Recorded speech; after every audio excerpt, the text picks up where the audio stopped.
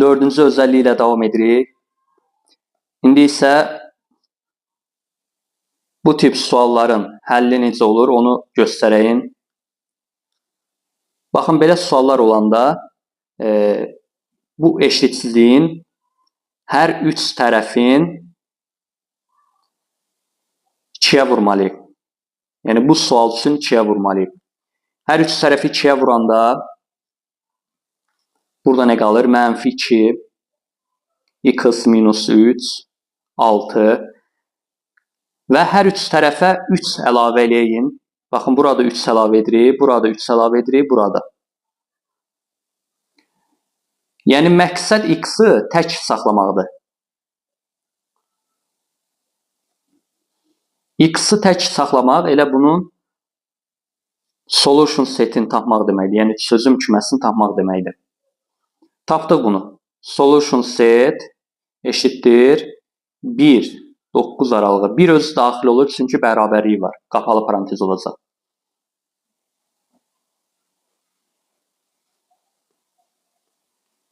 İkinci suala baxalım. Əslində bu sualları belə həll eləmək lazımdır, ayrı-ayrı. Yəni əvvəl bu hissəni həll edirik. Bunu ayrıca yazağım. Və sonra da bu hissəni həll edirik. Sanki bura yoxdur.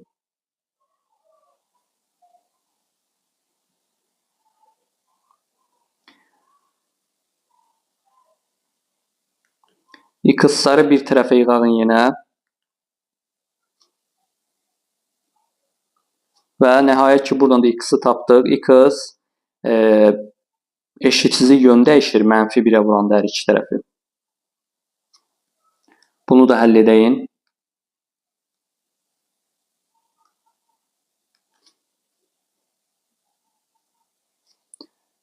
Və cavab olaraq bu iki həllin kəsişməsi götürüləcək.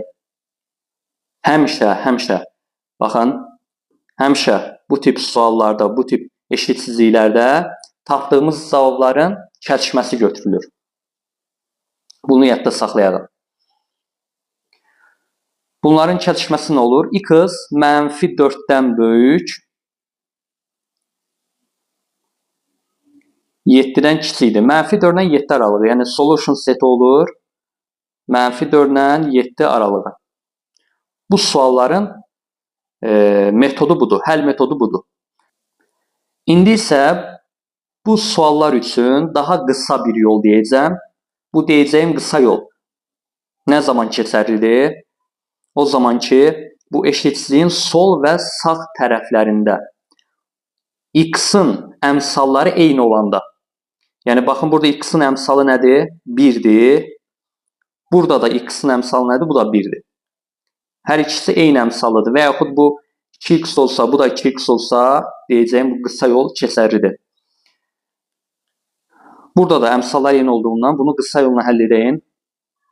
Qısa yol budur ki, bu eşitsizliyin hər üç tərəfindən x sıxağın. X sıxanda deməli, bunlar sadələşir. Ancaq nə qalır? 3 qalır, -3 qalır. Burada x plus 1 qalır. Burada da bunlar sadələşir. Müsbət 8 qalır. Və hər tərəfdən də 1 çıxırıq.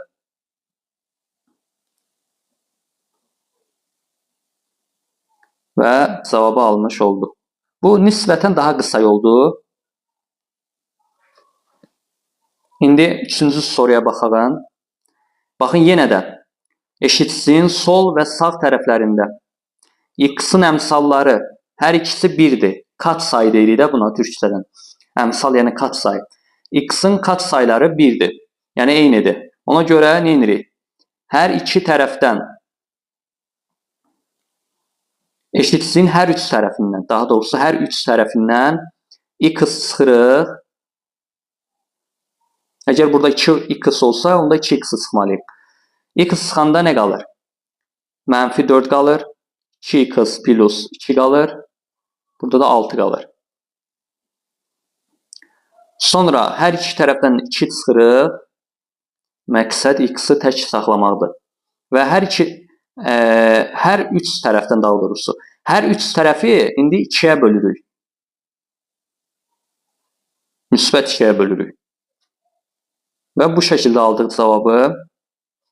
O zaman solution set olur -3-dən 2 aralığı.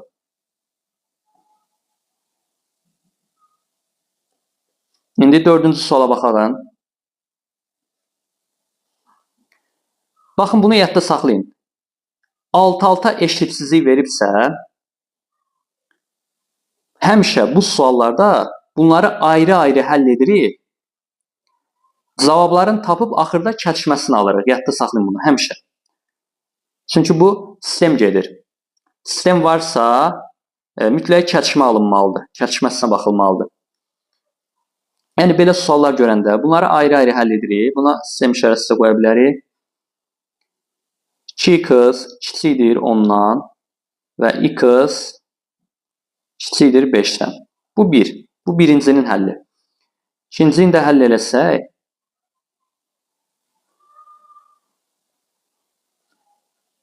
bu da ikincinin həlli. Və dedik ki, bunların kəsişməsinə baxmalıyıq. Bunların kəsişməsi nədir? Bunların kəsişməsi -2-dən böyük 5-dən kiçik. -2 ilə 5 aralığı olur. Solution setini də bu şəkildə yaza bilərik. Və sual bu qədər. 5-ci suala baxalım. Yenə də belə suallar görəndə bilirik ki, bu sistem gedir, yəni kəsişməsini tapmalıyıq. Ayrı-ayrı həll edirik əvvəl.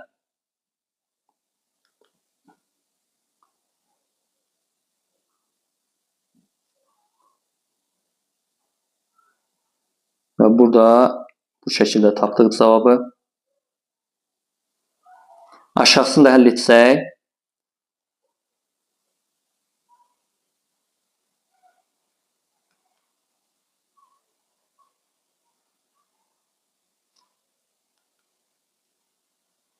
buradan da mənfiyə vursaq hər iki tərəfi.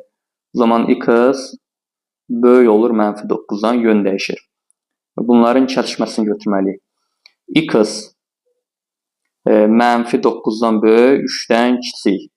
Solution set olur -9 ilə 3 aralığı. Yenə belə bir sualımız var. Bunu da ayrı-ayrı həll edeyim.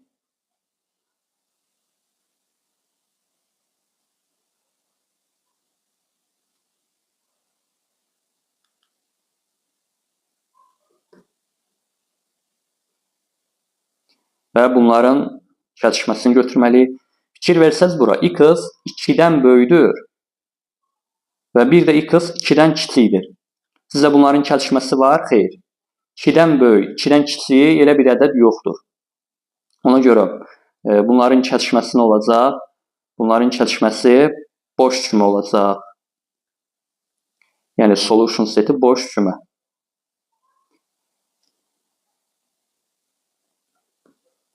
Bu sualı da bu formada həll edirik.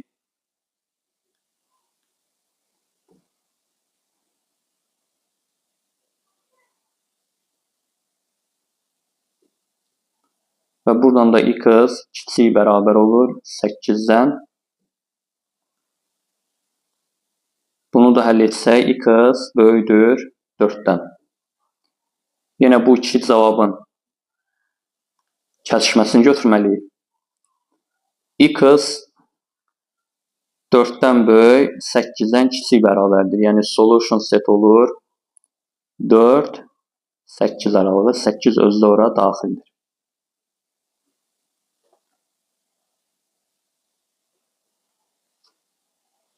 İndi isə 5-ci özəlliyə baxalım.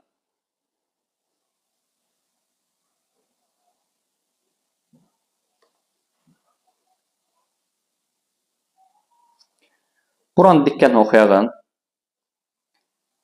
Eşitsizliklərdə dəyişkənin ən böyük və ya ən kiçik dəyəri bulunurkən dəyişkən türü önəmlidir. Bunu mən sizə izah edəcəm, nə deməkdir? Yəni, əvvəlcə qısaca məlumat verim. Deyir, eşitsizliklərdə dəyişkənin, yəni x-in, y-in, dəyişkən deyirik biz, x, y. Eşitsizliklərdə x-in ən böyük və ya ən kiçik qiyməti tapılarkən, x-in növü önəmlidir. Yəni, x tam ədəddir, ya real ədəddir. Baxın, bunlar önəmlidir. Yəni, bəzən x tam ədədlərə daxil ola bilər, x tam ədəd ola bilər. Z nəyi göstərir? Tam ədədi.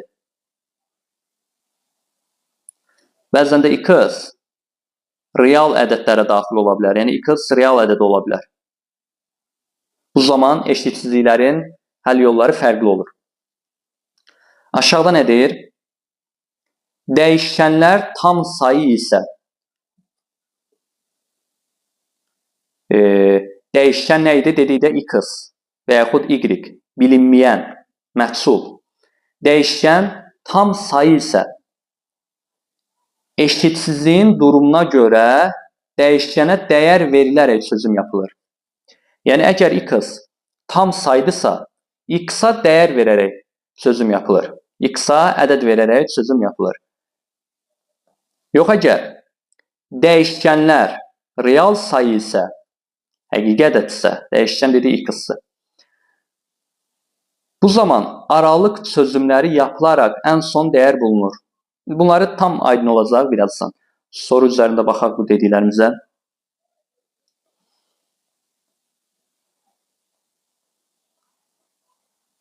Baxın, elə bu sualdan başlayaq. 6-cı sualı diqqətlə əvvəl oxuyaq. Yəni, baxaq verilənlərə nə verilir və nə istənilir. X, y. Baxırıq ki, real ədəddir. X -3 ilə 4 aralığındadır. Y -2 ilə 6 aralığındadır. Və x plus y də tam ədəddir. Baxın, demir ha, x-dan y tam ədəddir. X-dan y-in cəmi tam ədəddir. Yəni, tam ədəd ola bilər. X plus y-in maksimum qiyməti soruşulur, ən böyük qiyməti soruşulur. Baxın, bu suallarda ən önəmli yeri budur. X vergül y. Baxın, x vergül y olan yerə baxırıq biz. Həmişə bu vergül olan yerə. X vergül y baxırıq ki, real ədəddir. Əgər x vergül y real ədəddirsə, o zaman biz bunları alt-alta toplamalıyıq. Bunun metodu budur. Gəlin, toplayaq bunları. Toplayanda bu yön dəyişmir. Necə var, elə də qalır. Sol tərəf -5 olur. Bura x plus y olur. Sağ tərəfdə 10 olur. Toplayandan sonra x plus y-i tapdıq. Maksimum dəyər soruşur. 10-dan kiçik maksimum tam ədəd hansıdır? 9. Bunu ona görə vermişdi ki, bunu verməsə 10-dan kiçik maksimum ədəd biz onu deyə bilmərik. Amma tam ədəd desə, bəli, 10-dan kiçik maksimum tam ədəd 9-dur. Bu belə. Yaxşı, əgər burada bunları silirəm. Əgər burada R yox, bunu silim, R yox, burada Z versəydi necə olardı? Yəni, x, y tam ədəd olsaydı necə olardı? Yuxarıda qaydalarda bax bunu deyirdi. Əgər tam ədəd olsa x vergül y, o zaman buradan ədəd götürüb buraya yazırıq. Onu da özünüz məntiqlə düşünün. X plus y maksimum olmalıdır, ən böyük olmalıdır. Ona görə x da ən böyük olmalıdır, y də ən böyük olmalıdır. Baxıram, x-in ən böyük qiyməti neçədir? 4-dən kiçik, ən böyük tam ədəd 3-dür. Plus y-in ən böyük qiyməti, tam qiyməti neçədir? Y 6-dan kiçik, ən böyük tam ədəd 5. Cavab 8 olacaq idi. Baxın, bundan əvvəlki sualda cavab 9 idi, amma burada 8 oldu. Yəni, bunlar arasında fərq var. Növbəti suallara baxaq. 7-ci sualda deyir ki, x, y, x vergül y tam ədəddir. Tam ədəd olanda biz nə etməliyik? Buradan ədəd götürüb, tam ədəd götürüb buraya yazmalıyıq.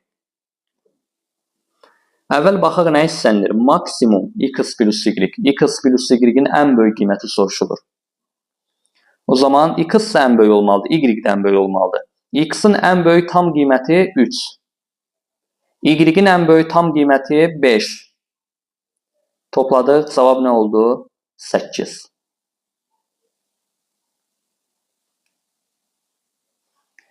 Yox, əgər burada z yox, burada r olsaydı necə olardı? Gəlin hər iki hala baxalım. Əgər burada r olsaydı, biz buradan tam ədəd götürüb buraya yaza bilməyəcəkdik. R olanda metodu budur ki, bunları alt-alta toplamaq. Yəni, bu ifadəni yaratmaq. Bunları alt-alta toplayanda x plus y. Bunu yadda saxlayın. İndidən deyim bunu. Baxın, birində bərabərik yoxdur, birində bərabərik var. Bəs buraya yazanda bərabərik olacaq ya yox? Qayda budur ki, hamısında bərabərlik olsa, nəticədə bərabər yazırıq. Məsələn, baxın.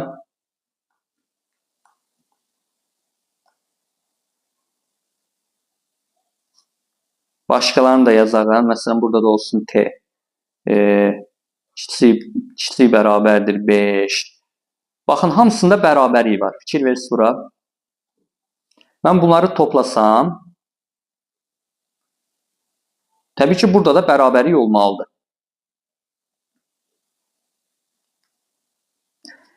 Hamısında bərabərlik var. Amma sonuncu birində bərabərlik olmazsa, o zaman bunları toplayanda bərabərlik olmayacaq. Baxın, bir də deyirəm, hamısında bərabərlik var. Fikir verirsiniz bura, hamısında bərabərlik var. Amma bu sonuncuda bərabərlik yoxdursa, nəticədə burada bərabərlik olmamalıdır. Bu qayda belədir.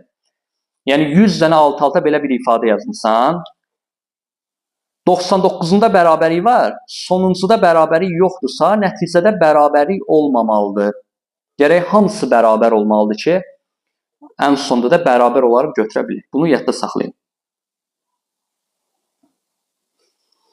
Burada da belə, burada bərabərlik olmayacaq. Toplayanda -5, bu da olur 10. İndi burada r versə əgər, mütləq kənarda bunu göstərməlidir. X plus y daxildir z-ə, tam ədədə. Çünki maksimum dəyər soruşulur. 10-dan kiçik maksimum tam ədəd 9 olacaq. 8-ci suala baxaq. Dedik, bu suallarda ən önəmli yeri budur. X vergül y. Z-dir, yəni tam ədəddir. Baxıram, nə soruşulur bizdən? X minus y-in ən böyük qiyməti.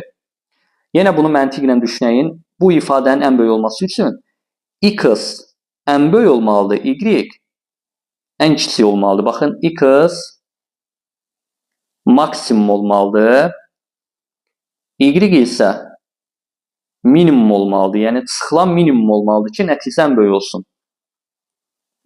Gəlin, x-in ən böyük qiymətini tapalım burada. X ən böyük qiyməti 2 olur. Y-in ən kiçik qiyməti isə -7 olur. Gətirib yerinə yazanda 2 minus -7. Bu da olur. Cavab olur 9. Yəni, bu hissəsini artıq özümüz məntiqlə müəyyənləyirik. Hansı minimum, hansı maksimum olmalıdır. Gəlin, bunun real ədəd olma variantına baxaq. Sanki burada baxın, real ədəd versə necə olar, r versə necə olar. R olanda artıq biz bura ədəd yaza bilməliyik. Biz bu ifadəni yaratmalıyıq. X minus y. X minus y yaratmağın metodu baxın budur. Bunu olduğu kimi yazsın bura. Yəni, biz buradan tərəf-tərəfə çıxmırıq. Yəni, bunları tərəf-tərəfə çıxmırıq. Metodu budur ki, y-in qarşısında mənfi yaradırıq. Y-in qarşısına mənfi gətiririk. Yəni, bu eşitsizliyin hər üç tərəfi mənfi 1-ə vurağın. Mənfi 1-ə vuranda bu olur müsbət 8. Bu olur -8. Ona görə bu ədədlər yerini dəyişir. -8 bura gəlir, Baxın, bərabərliyi də var deyə bərabərliyin özündən gətirir. Müsbət 8-ə bura gəlir. Yer dəyişir bunlar. Çünki bunu biz bu şəkildə yaza bilməzdik. Mənfi 1-ə vuranda biz bunu bu şəkildə yazsaydıq, bu düzgün olmaz. Diqqət edin bura. Y 8-dən böyük, mənfi 8-dən kiçik. Elə bir ədəd yoxdur. Yəni bunların kəsişməsi yoxdur.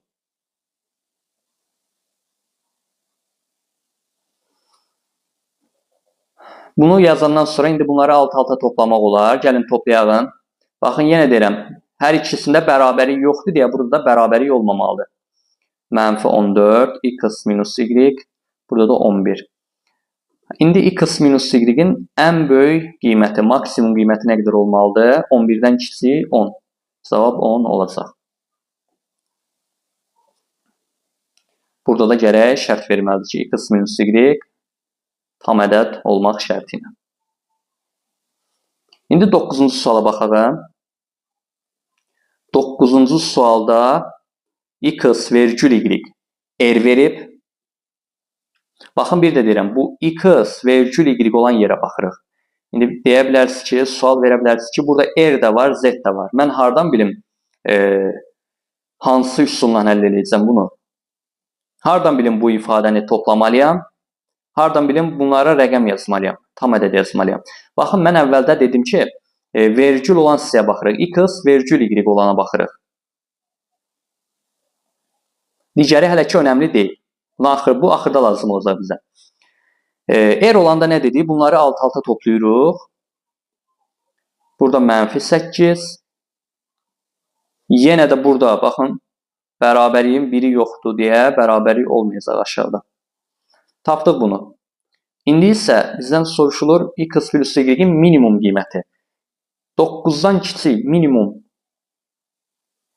tam ədəd. Baxın, indi bunu istifadə edin. Bax, x plus y-i deyir, tam ədəd olaraq qəbul edin. Tam ədəd olaraq götürün. 9-dan kiçik minimum tam ədəd. Daha doğrusu 8-dən böyük, mənfi 8-dən böyük. Mənfi 8-dən böyük minimum tam ədəd mənfi 7 olur. Yəni, mənfi 8-dən böyük hansı tam ədədlər var? Mənfi 7, mənfi 6, mənfi 5. Bu şəkildə davam edir. 0, 1, 2, hara qədər? 7, 8-ə daxil olmalı. Deməli, burada minimum ədəd neçədir? Mənfi 7.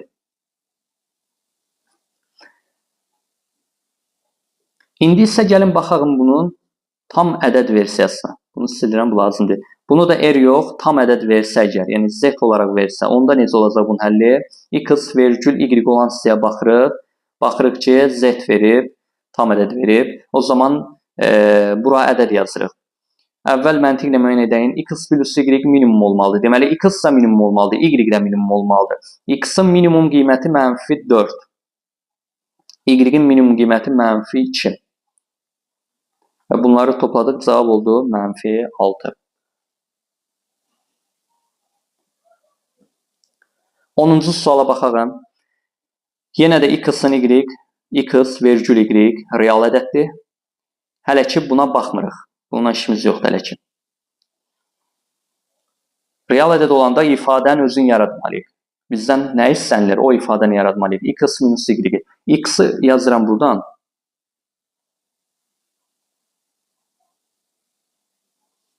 Dedik ki, bunları alt-alta sıxmırıq. Nə etmək lazımdır? Bunu mənfi 1-ə vururuq. Hər üç tərəfin. Hər üç tərəfin mənfi 1-ə vuranda bu müsbət 3 olur. Bu mənfi 5 olur. Ona görə mütləq yerin dəyişməli o ədədlərin. Mənfi 5 bura gəlir. Müsbət 3 bura gəlir. Bunun da qabağında mənfi var. Təbii ki, mənfiyə vurduq deyə. İndi toplayaq tərəf-tərəfə. Baxın, x minus y ifadəsini yaratdıq. Bizdən nə soruşulurdu burada? X minus y-in maksimum qiyməti. Maksimum qiyməti 7-dən kiçik maksimum tam ədəd 6 olur. Baxın, bunu ona görə verib ki, ən sonda istifadə edək. 7-dən kiçik maksimum tam ədəd. X minus y tam ədəd olaraq qəbul edək. 7-dən kiçik cavab oldu 6.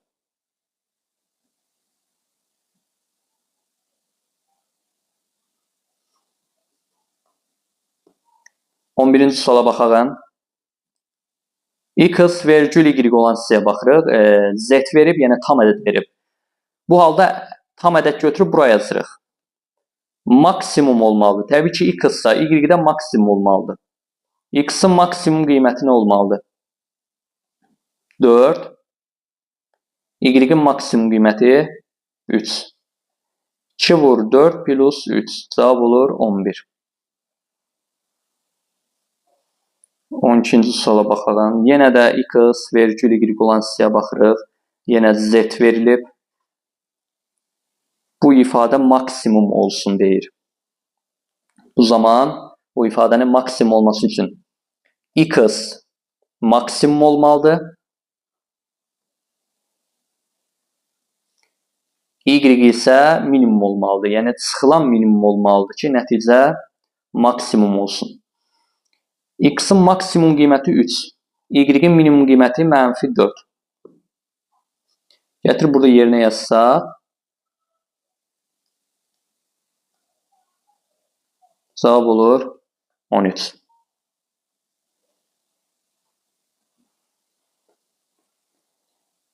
On üçüncü suala baxaq. Yenə də burada baxın R də verib, Z də verib. Biz hansına baxmalıyıq? X vergül Y olan hissəyə baxmalıyıq. Bu hələ ki bizə lazım deyil. Ən sonda lazım olacaq. R verəndə, real ədəd olaraq verəndə ifadənin özünü yaratmalıyıq. Gəlin bunları yox, toplanmasını istəmir. Bizdən diqqətlə baxsaq nə istənilir? X minus 2Y. Əvvəl X-i yazıram bura olduğu kimi. Baxın, bu hissəni hər üç tərəfin -2-yə vuraq. -2Y burada olur. Bunu -2-yə vuranda bu olur -18. Bu olur -8. Və bu ədədlər yerini dəyişməlidir. -8 buraya yazırıq. Bərabərlik var. Yaddan çıxarmayın bunu. Diqqət eləsəz bura bərabərlik var. Bir də 18. Burada da baxın bərabərlik var. Bərabərlik var da burada bərabərliyin yazırıq.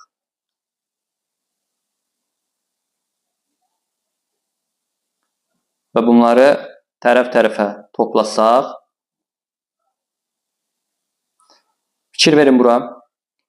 Bunda bərabərlik yoxdur, amma burada var. Ona görə nəticədə bərabərlik olmayacaq. Demişdik ki, hamısında bərabərlik olmalıdır ki, nəticədə bərabər yaza bilək.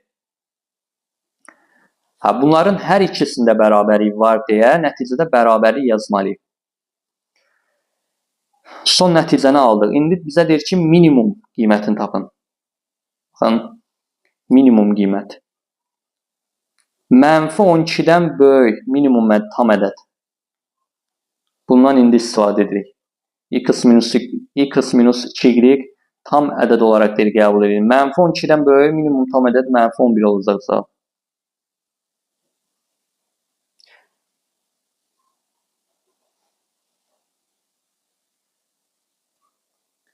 Basit eşitsizliyə aid bir-iki şey dediyim sizə. Baxın,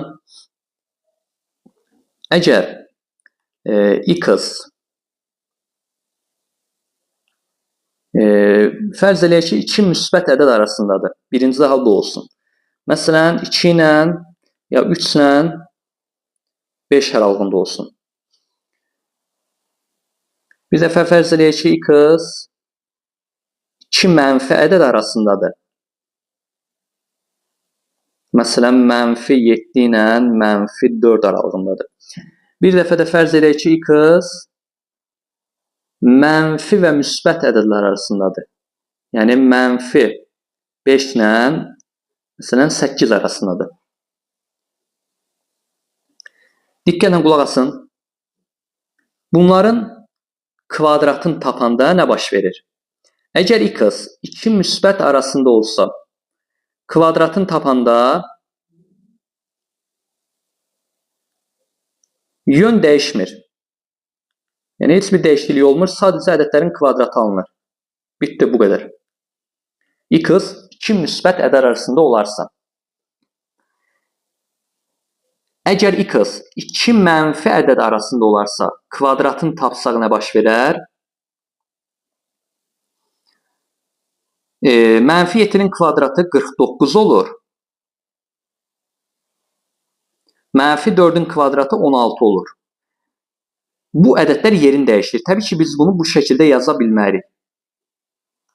Diqqətlə baxın, 49-dan böyük, 16-dan kiçik. Burada hansı ədəd var? Bu mümkün deyil. Ona görə mütləq bunların yerini dəyişməliyik. 49 buraya yazılmalıdır, 16 da buraya yazılmalıdır. Bunu yadda saxlayın. Deməli, x 2 mənfi arasında yerləşəndə kvadratını tapanda ədədlərin kvadratını tapırıq və ədədlər yerini dəyişir. Başqa bir dəyişiklik yoxdur. Əgər x mənfi ədədlə müsbət ədəd arasında yerləşəndə kvadratını tapanda nə baş verir? Bu zaman sol tərəf həmişə sıfırdan böyük bərabər yazırıq. Həmişə belə olur. Baxın, bir də deyirəm. Əgər x mənfi ədədlə müsbət ədəd arasında yerləşirsə, x-in kvadratını tapanda burada həmişə sıfırdan böyük bərabər yazmalıyıq. Yadda saxlayın bunu. Fərqi yoxdur. Burada bərabərliklər oldu, olmadı. Həmişə bu bərabərlik burada yazılmalıdır. Sıfırda yazılmalıdır. Sıfırdan böyük bərabər olmalıdır. Bəs sağ tərəfə nə yazırıq? Sağ tərəfə nə yazılmalıdır? Bu iki ədədin kvadratını tapırıq. Hansının kvadratı daha böyüksə o yazılır. Mənfi 5-in kvadratı 25. 8-in kvadratı 64. 64 daha böyükdür deyə 64 yazırıq. Məsələn, başqa bir nümunə verim. X mənfi 11 ilə 2 aralığındadır. Kvadratını tapağın. X-in kvadratı həmişə sıfırdan böyük bərabər olmalıdır. Niyə? Çünki mənfi ilə müsbət arasında yerləşir. Sağ tərəfə də hansının kvadratı daha böyükdür? Mənfi 11-in kvadratı daha böyükdür. 121 olur deyə sağ tərəfə onu yazırıq.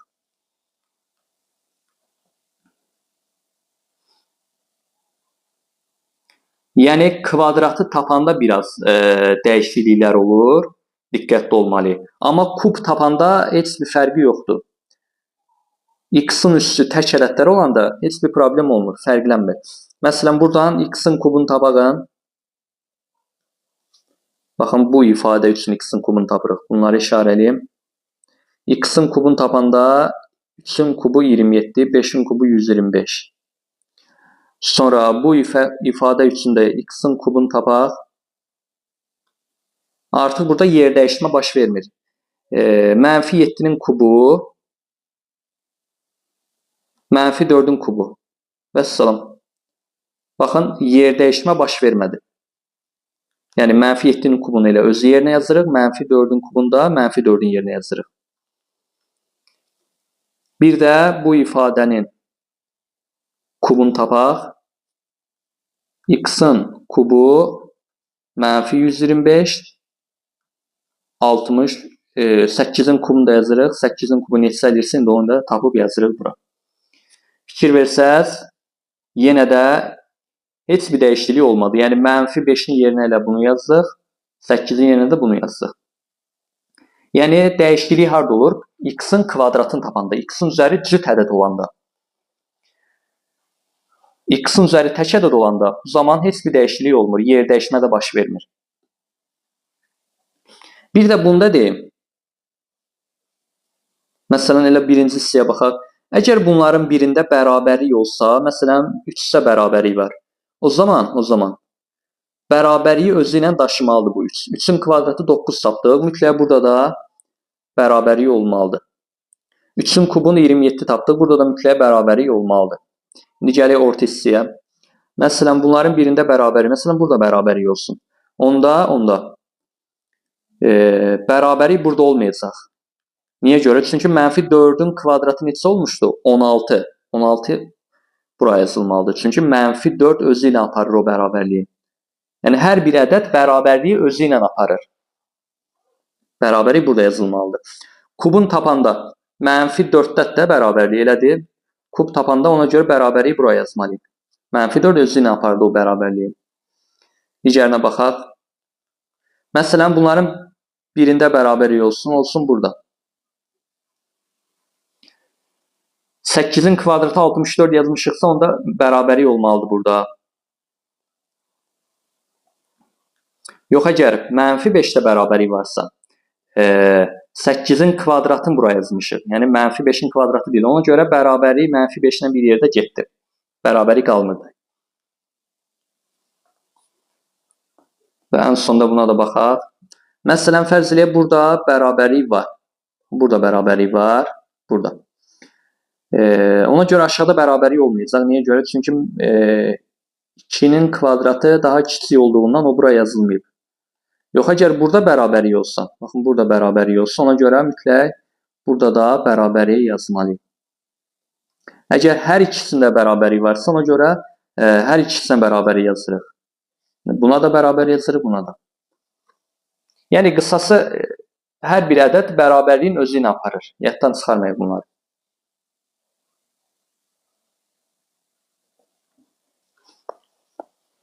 İndi bu suallar da qalmışdı. Bunları da həll edəyin. Baxın, belə bir ifadə verilib. Kvadratını tapmalıyıq. Kvadratını tapanda x 2 dənə müsbət ədəd arasında yerləşir. Yəni kvadrat tapanda sadəcə ədədlərin kvadratını tapırıq, başqa dəyişiklik olmur. Burada 64 yazırıq və 8'in bərabəri var deyə burada mütləq bərabəri olmalıdır. Burada da yazın. İkinci suala baxaq. X 2 mənfi arasında yerləşir. Kvadratını tapanda -4'ün kvadratı 16. Müsbət 16. -1'in kvadratı müsbət 1. Və bu ədədlər yerini dəyişməlidir. 1 bura gəlir. 16 da bura gəlir. 1'də, -1'də baxın burada. -1'də bərabəri var idi. Ona görə bu bərabərliyin özü ilə aparmalıdır.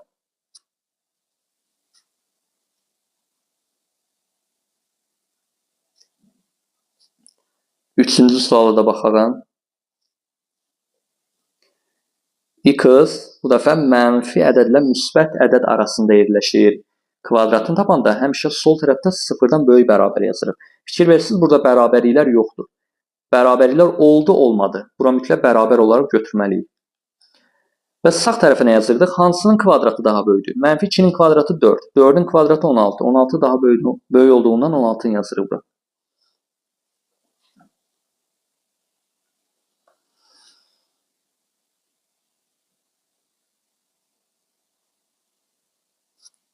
Bu niyə görə belə olur? Niyə görə sıfırdan böyük bərabər? Bunu da deyim. Biz x-i kvadratını tapsaq, baxın bunu bir də yazın bura. X-in kvadratını tapsaq, x-in kvadratı. Normal qaydada ilə -2'in kvadratını 4 buraya yazsaq, 4'ün kvadratı 16 buraya yazsaq, fikir verin bura. X kvadratı 4 ilə 16 aralığındadır. Yəni burada 0 yoxdur. Bu o deməkdir ki, x-in kvadratı 0 ola bilmir. Çünki 0 daxil deyil bura. Amma -2 ilə 4 aralığında 0 var axı. Yəni x burada 0 ola bilər. X 0 ola bilərsə, kvadratı da o zaman 0 ola bilər. Ona görə bu yazılış doğru deyil. Ona görə x-in kvadratını tapanda həmişə 0'dan böyük bərabər kimi baxırıq. Çünki 0 da var və kvadrat olduğuna görə həmişə də 0'dan böyük olmalıdır.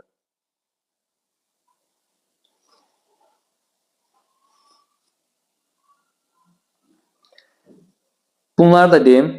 Eşitsizliklərin vurulması necə olur? Yenə deyirəm, eşitsizliklərdə ancaq toplama və vurma var. Bölmə və çıxmaya baxmırıq. Vurmaq da çox asandır. Baxın, qısa, ən rahat metodunu deyirəm. Eşitsizlikləri vuranda, baxın yazıram x, buradan yazım x vur y. Görəsən sonla sağ tərəfə hansı ədədləri yazmalıyıq? Onun tapmağı metodunu deyirəm. Baxın, bu ədədi götürürük. Aşağıda olan həm bu ədədə vururuq, həm bu ədədə vururuq. Hər ikisinə vururuq, vurub burada yazırıq sıranın. -3'ü -4'ə vuraq, müsbət 12, vergül. -3'ü 2'yə vuraq, -6. Bitdi bununla işimiz. İndi keçirik 4'ə. 4'ü həm bu ədədə vururuq, həm də bu ədədə vururuq. Yəni bütün hallara baxırıq. 4'ü -4'ə vururuq, mənfi 16, 4-ü 2-yə vururuq 8. Və salam, burada olan ən kiçik ədədi tapırıq, gətirib buraya yazırıq. Yəni, bura olur mənfi 16. Və burada olan ən böyük ədədi tapırıq, gətirib buraya yazırıq. Bu da olur 12. Bitdi, bu qədər.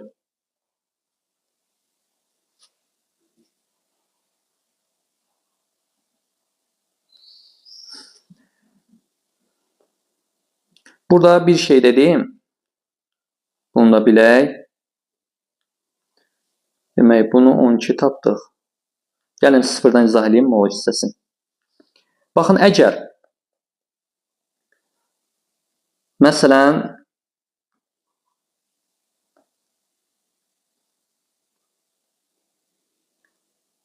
bunlarda da bərabərlik olsun. Məsələn deyirəm, bunlarda da bərabərlik var.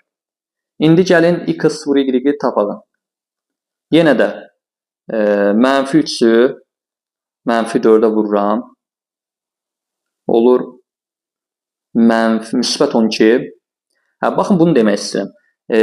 Bu vurduğumuz ədədləri, bir-birinə vurduğumuz ədədlərin hər ikisində bərabərliklər var. Baxın, bərabərliyin yanındadır.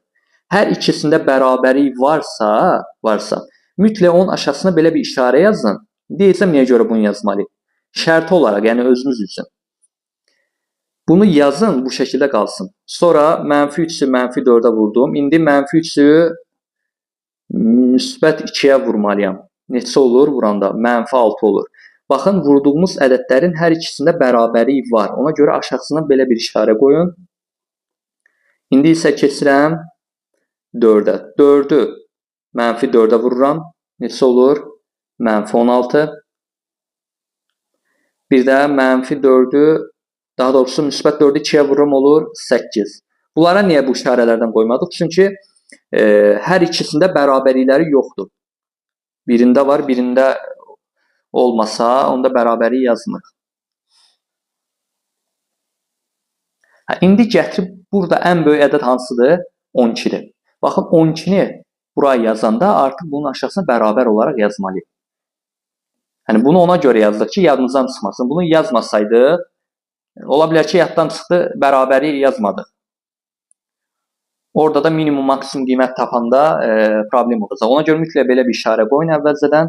Bunu gətirib aşağı yazanda o bərabərliyi də yazmaq yaddan çıxmasın. Yəni, özümüz üçün, yəni belə bir məcburiyyət yoxdur. Sadəcə özümüz üçün ki, daha dəqiq olsun cavab. Cavabı daha dəqiq tapaq. Burada ən kiçik ədəd də mənfi 16-dır. Mənfi 16. Aşağısında bərabərlik yazmamışıq deyə bərabərlik də olmamalıdır burada.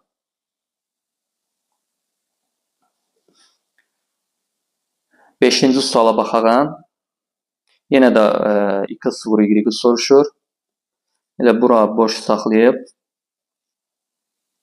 bunun yerinə yazarıq.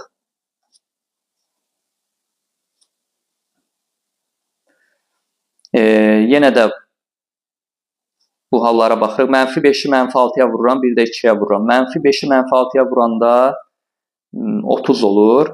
Fikir verin bura. Fikir versiniz, hər ikisində bərabərlik var. Ona görə bunun aşağısına belə bir işarə yazırıq. Sonra, biri qaldı. Mənfi 5-i 2-yə vuranda mənfi 10 olur. Baxın, birində bərabərlik var, birində yoxdur. Yəni, bərabərlik yazmağa ehtiyac olmayacaq. Sonra, indi isə 3-ü mənfi 6-ya vururuq, bir də 2-yə vururuq. 3-ü mənfi 6-ya vuranda mənfi 18. 3-ü 2-yə vuranda 6 olur. İndi gətirib aşağıda yazırıq yerinə. Ən böyük ədəd hansıdır? 30. Baxın, bərabərlik var deyə bərabərliyin də mütləq bura yazmaq lazımdır. Ən kiçik ədəd mənfi 18 yazırıq bura. Bərabərlik yoxdur.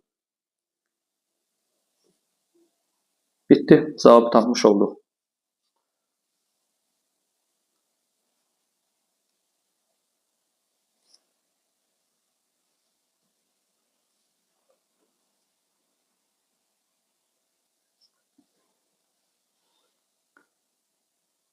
Burada bəzi örnək soru türləri var. Bunlara baxaq. Yəni, bu mövzuda indiyə qədər baxdığımız suallardan nümunələrdir. Təkrar olsun deyə bunlara da baxaq. Bəzi fərqli suallar da olacaq. Bunu artıq bilirsiniz. Bunu özünüz həll eləyəsiniz. Bunu demirəm. Bunu da bilirsiniz. Bunları keçirəm. Bir də buna baxaq.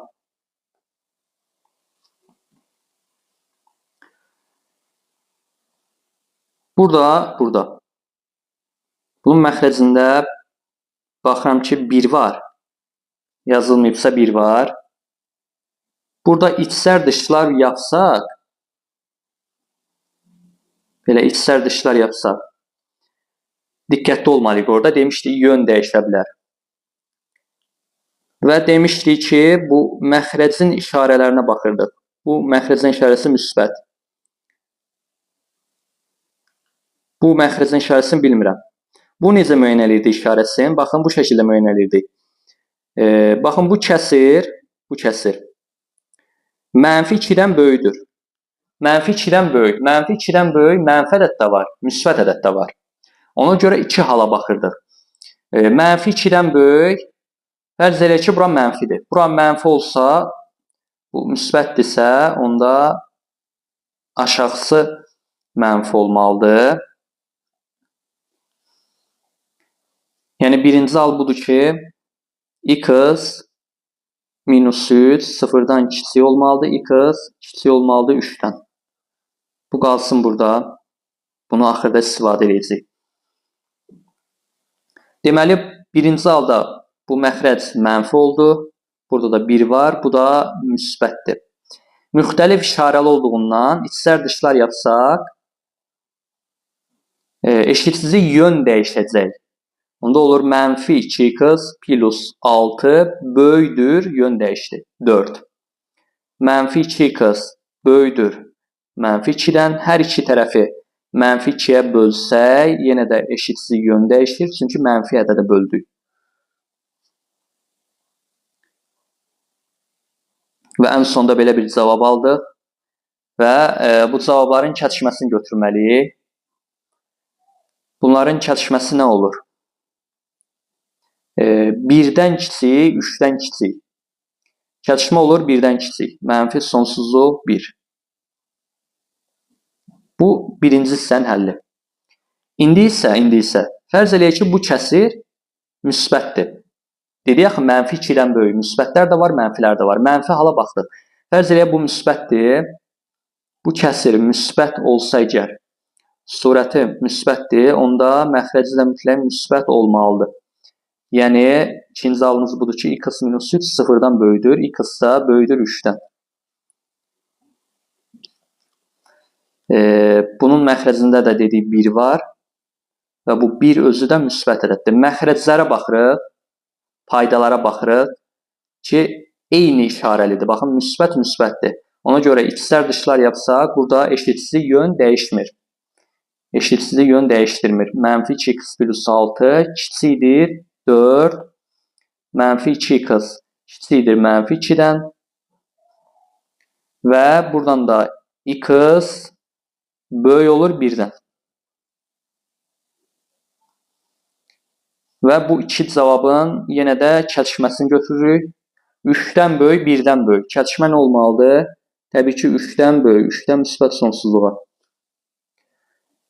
Bu arada sizə kəsişmə olmalıdır, yoxsa birləşmə olmalıdır? Bu necə müəyyən edirik? Baxın, biz dedik ki, bu sualın həlli, belə deyək, bu sualın cavabı ya budur və ya budur. Bu sualın həlli ya budur və ya budur. Və ya varsa və dedik ki, matematikdə və ya birləşmə deməkdir. Ona görə arada birləşmə olur. Və ya varsa birləşmə olacaq. Və varsa kəsişmə olacaq.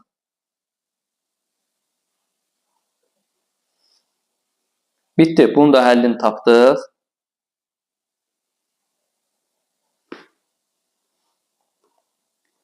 Beşinci sualı yeni öyrəndik. Bunu burada da həll edəyin. Belə suallar olanda eşitsizliyin hər üç tərəfin müsbət 3-ə vuraq ki, bu kəsir qalmasın. Müsbət 3-ə vuranda bu mənfi 6 olur. 2x minus 1. Bu da 6 olur. Bu bərabərliyi həmişə özümüzlə aparırıq. Yaddan çıxarmayın o bərabərliyi. Hər tərəfə 1 əlavə edək ki, x-i tək saxlamağa görə və hər 3 tərəfi müsbət 2-yə bölək. Bitti. Cavabı tapmış olduq. O zaman solution set nə olacaq? Bu açıq parantezdir, bu da qapalı parantez olacaq. Növbəti suala baxalım. Bu sualları əslində ayrı-ayrı həll eləməliyik. Bu birinci hal, bir də bu hala baxmalıyıq. Bunları ayrı-ayrı həll edib ən sonda aldığımız cavabların kəsişməsini götürməliyik. Amma dedik ki, bu sualların daha qısa yolu var. Nə zaman?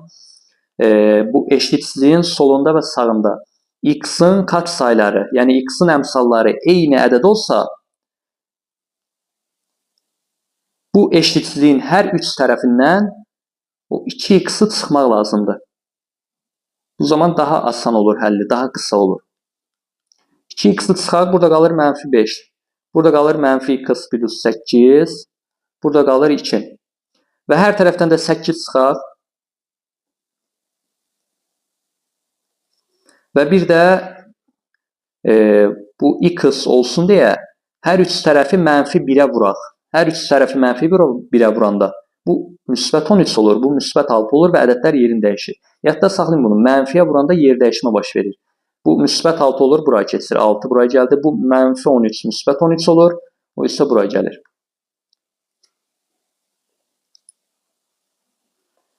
Və nəhayət solution seti tapdıq. 6 ilə 13 aralığı. İndi isə 7-ci suala baxalım. Belə bir ifadələr verib. Deyir, ABC sayılarının işarətləri sırasıyla nədir? ABC-nin işarələr müəyyən etməliyik. Bunun yolunu deyim sizə. Bunun metodu budur ki, biz bunu bilirik ki,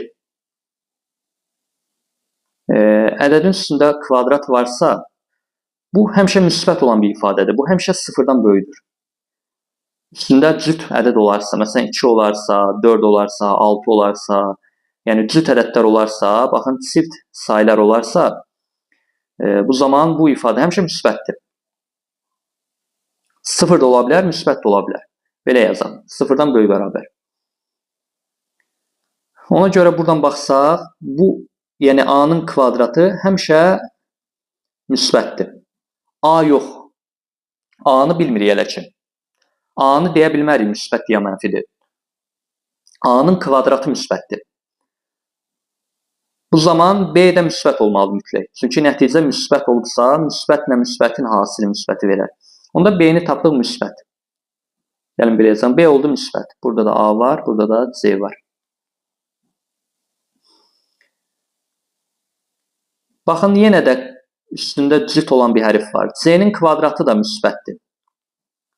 C yox, C-ni bilmirik. C-nin kvadratı müsbətdir. Onda A-nın kubu mütləq mənfi olmalıdır. Çünki nəticəyə baxın, sıfırdan kiçik olur. A-nın kubu mənfidirsə, deməli elə A özü mənfidir.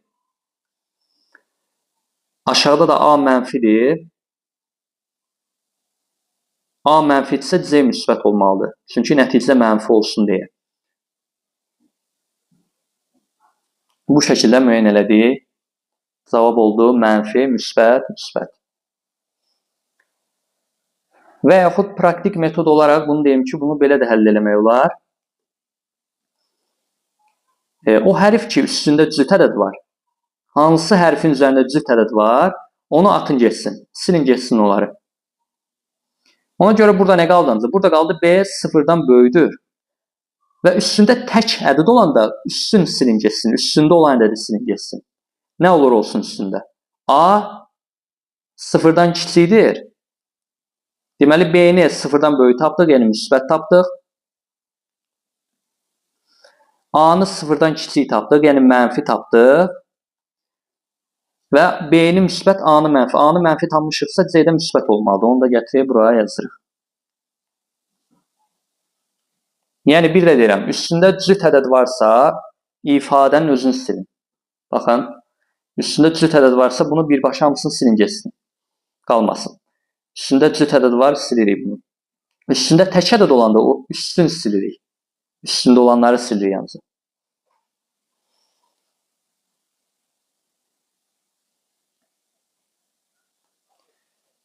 Bu sualı da yeni öğrendik. Buna da baxalım.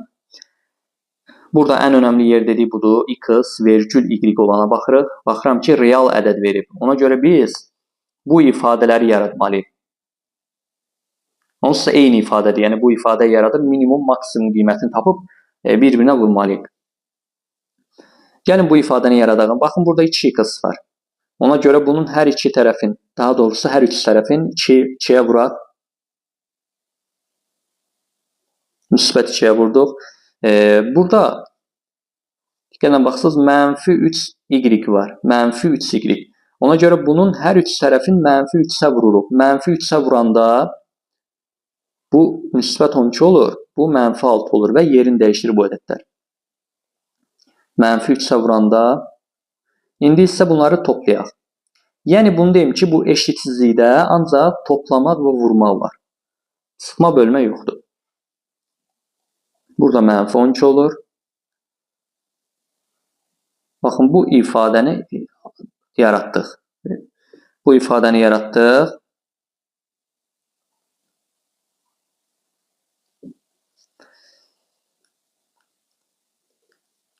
Bunu niyə vermişdi? Baxın, bunu niyə verib? Bunu axırda istifadə edirik. Yəni mən deyəndə ki, əvvəl bunu tapaq. Maksimum qiyməti. 2x minus 3y-in maksimum qiyməti. Maksimum deyirsə 22-dən kiçik. 22-dən kiçik maksimum tam ədəd hansıdır? 21. Tam ədəd ona görə verib. Çünki 22-dən kiçik maksimum ədədi biz deyə bilmərik. Gərək mütləq tam ədəd sözü oradan vurulansın. Minimum qiymətini tapaq. Mənfi 12-dən böyük minimum tam ədəd mənfi 11. Bunların da hasilini tapsaq, cavab nə olacaq? Mənfi 231.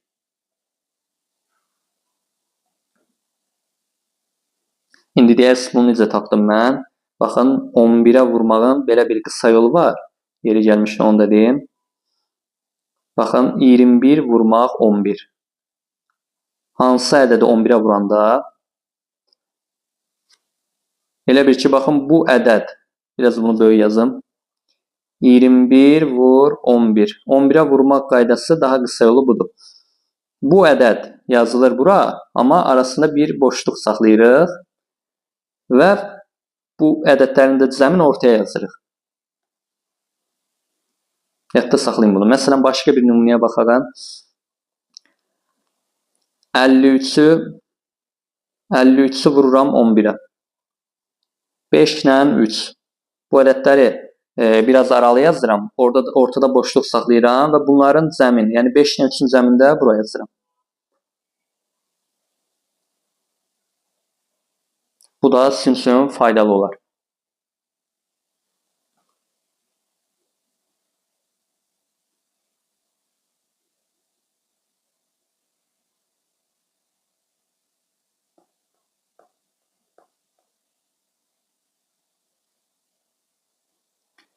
Bununla da basit eşitsizlik konusunu bitirdik.